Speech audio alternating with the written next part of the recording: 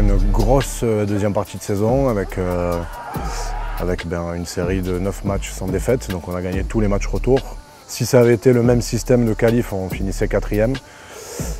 Et on aurait pu peut-être aller au bout, parce qu'on avait l'effectif pour. Ce qu'on va retenir surtout, c'est la progression de nos joueurs. C'était une jeune équipe encore une fois. On avait, sur 52 joueurs, on avait 90% de l'effectif qui était première ou deuxième année.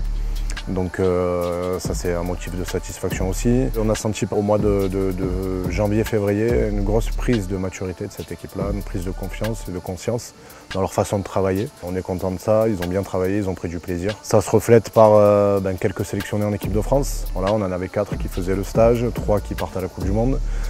On a 2 sélectionnés avec l'Espagne et avec la Géorgie. Ça se reflète aussi par le fait qu'il y en ait 12 qui fassent la prépa avec les pros la saison qui arrive.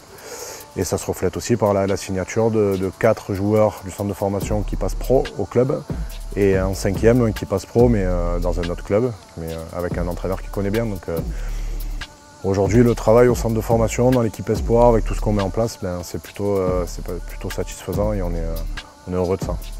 On tire les fruits d'un projet qu'on a mis en place il y a 2 ans maintenant, 2 saisons. On va attaquer la 3e saison. Ça redore un peu notre blason, c'est l'image du club, de la formation qui part d'en bas avec le projet aussi RCT Passion qui est en train de bien se mettre en place. Et ça c'est pareil, les fruits arriveront dans quelques mois ou quelques années. On est fiers de ça. On a 7 joueurs qui ont prolongé, qui étaient déjà au centre de formation, qui prolongent leur contrat.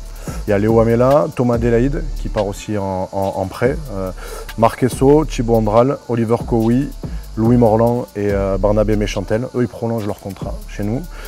On a 3 nouveaux qui étaient déjà dans notre équipe espoir et qui rentrent au centre de formation. C'est Mathéo Gracieux, Jérémy Toevalou et Lohan Sabia. On a 13 joueurs des U18 qui montent en équipe espoir. Donc il y en a 2 qui étaient déjà au centre de formation. Jean-Christophe Samuel et Lohan Gilles qui, on espère, arriveront à aller jusqu'à signer leur premier contrat pro.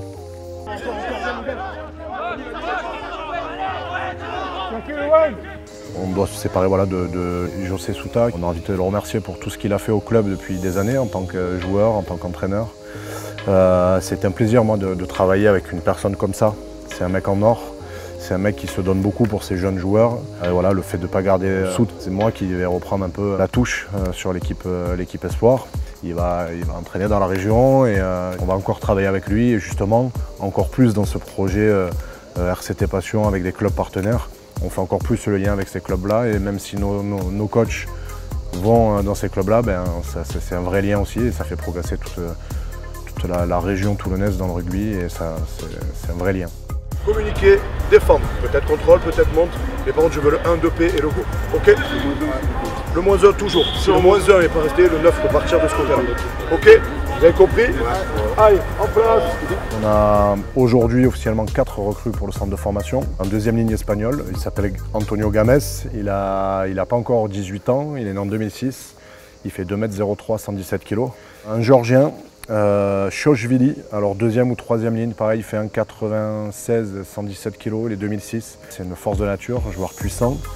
Ensuite un franco-anglais, alors il s'appelle Phil Newton, il est de maman française et de papa anglais.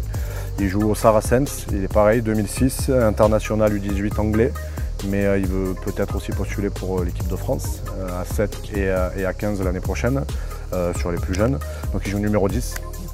Et ensuite un homonyme, Kylian Béal, qui joue 12, qu'on récupère à Lyon, qui est formé à Aurillac et qui nous rejoint aussi au poste de 3/4 centre. Quand on va chercher des recrues extérieures, c'est dans des profils qu'on n'a pas. L'idée c'est de travailler sur ce qu'on a nous dans notre territoire et des joueurs peut-être Kravos qui peuvent monter.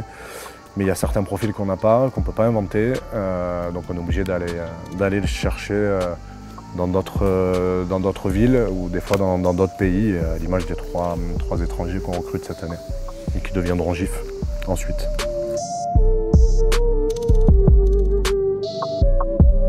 Les objectifs aussi, ça va être qu'il y ait encore plus de jeunes joueurs qui jouent en pro et la politique du club est en train de faire en sorte que ça arrive. Le travail fait au centre de formation ou chez les équipes jeunes fait que quand les joueurs arrivent en première, ils sont de plus en plus près. Donc ça va être un des objectifs numéro 1. avoir encore plus de jeunes issus de notre formation et de notre centre de formation qui jouent en pro. Ensuite, on va aussi garder en tête ce double objectif qui est de valider des diplômes et bien travailler sur le scolaire. On fait un grand pas en avant depuis 2 ans. Cette année, on a déjà validé énormément de diplômes. Ça aussi, il ne faut pas oublier que le double objectif, le double projet est important aussi dans notre formation et qu'ils ne seront peut-être pas tous pros, mais en tout cas, on voudrait qu'ils soient tous diplômés, qu'ils assurent leur avenir. Donc ça fait partie aussi beaucoup de nos ambitions.